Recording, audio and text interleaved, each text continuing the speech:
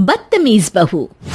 सभ्यता से भरपूर शास्त्री परिवार की इकलौती बेटी मोहिनी को बचपन में ही पढ़ाई के लिए विदेश भेज देते हैं, जहां से वो सालों बाद ग्रेजुएशन पूरी करके इंडिया वापस आती है, जो अब संस्कार, सभ्यता, संस्कृति जैसी चीजों से कोसों दूर होती है।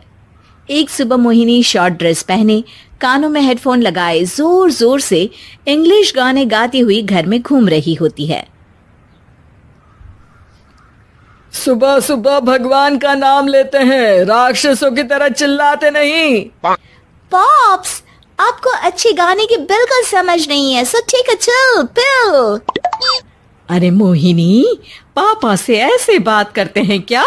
सारी तमीज भूल गई हो। ओह मॉम प्लीज, इतनी बड़ी भी कोई बात नहीं हुई, सो डोंट ओवर रिएक्ट। ऐसे ही दिन बीतते हैं जिसमें मोहिनी के तौर तरीके, रहने और बात करने का ढंग उसकी मम्मी पापा को परेशान करने लगता है। भला कोई मानेगा कि ये मेरी बेटी है? रीति रिवाज और संस्कारों से तो इसका दूर दूर तक कोई नाता नहीं, और अब तो लगता भी नहीं कि कभी होगा। अरे ऐसे कैसे नहीं होगा? लड़कियां सारे नखरे अपने माँ बाप को ही दिखाती है। ससुराल जाकर उन्हें सब कुछ करना भी पड़ता है और मानना भी। पत्नी की बात शास्त्री जी समझ जाते हैं और कुछ ही दिनों में अपने से भी ज्यादा धार्मिक परिवार में निखिल के साथ मोहिनी का रिश्ता पक्का कर देते हैं। रिश्ता तो पक्का कर दिया, पर यहाँ मोहिनी को कैसे मनाएंगे? शादी ब्याह के मामले में आटे में नमक जितना झूठ तो चलता है जी।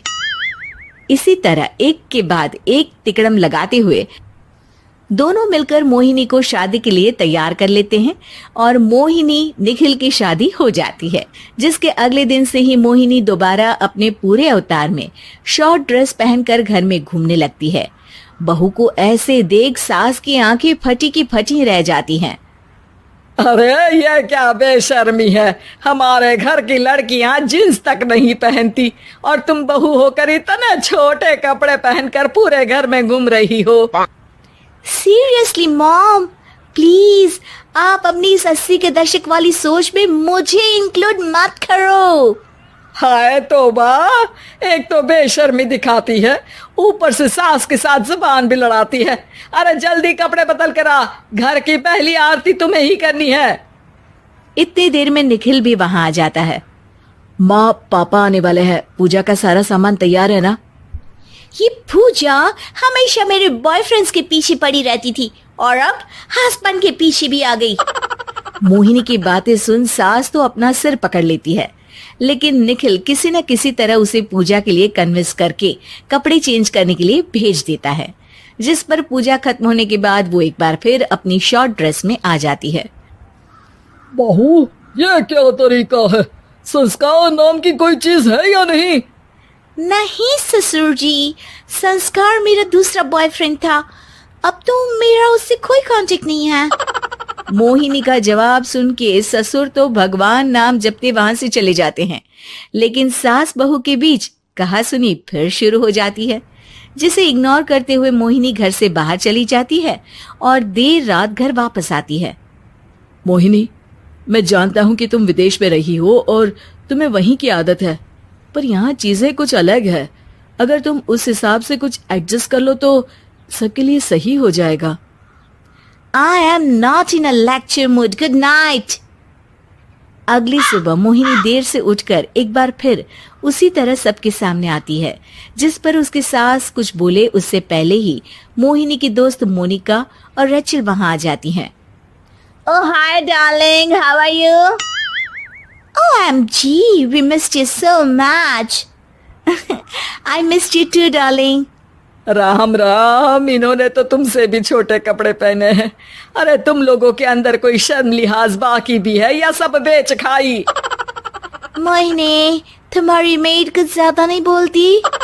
इस पर मोहिनी की दोस्त उसकी सास का मजाक बनाने लगती है, जिसे सुन निखिल उन्हें जवाब देते हुए कड़वे शब्द सुना देता है और वो सुन के वो दोनों तो मुंह बनाए वहां से चली जाती है, लेकिन गुस्से से लाल मोहिनी वहीं खड़ी निखिल को घूरती रहती है। घूर क्या रही हो? तुमसे शादी की ये सोचकर कि विदेश में पढ़ी लिखी हो, घर में कोई पॉजिटिव चेंज लाओगी, अपनी करियर के लिए एम्बिशियस होगी, पर अपने इस बिहेवियर से उस पढ़ाई के साथ साथ अपने मम्मी पापा के नाम को भी डुबो रही हो। अगर तुम्हें ऐसे ही हाल रखना है तो यहाँ रहने की कोई जरूरत नहीं है। निखिल की बातें सुनकर मोहिनी रोते हुए घर छोड़कर अपनी मम्मी पापा के पास वापस आ जाती है। ससुराल में सब कुछ ठीक तो है? वो अपने आप को समझते क्या है? मोहिनी पर चिल्ला रहे हैं? मैं क्यों उसके इशारों पर चलूं? मैं अपनी लाइफ अपने तरीके से जीना चाहती हूँ और वो ना आप लोगों को मंजूर था और ना ही उन्हें है। तुम यहाँ नहीं रह सकती। अपने पापा की बात सुन के मोहिनी हैरान रह जाती है। हाँ, तुमने बिल्कुल सही सुना। अगर तुम्हें अपने इस घमंड, बेशर्मी और बदतमीजी में ही जीना है तो तुम यहाँ भी नहीं रह सकती।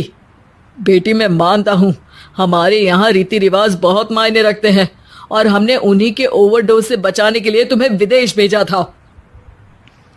एक लड़की जो शादी करके घर और बच्चे संभालती है, उससे तुम अपने आप को ज्यादा समझ सको इसके लिए भेजा था।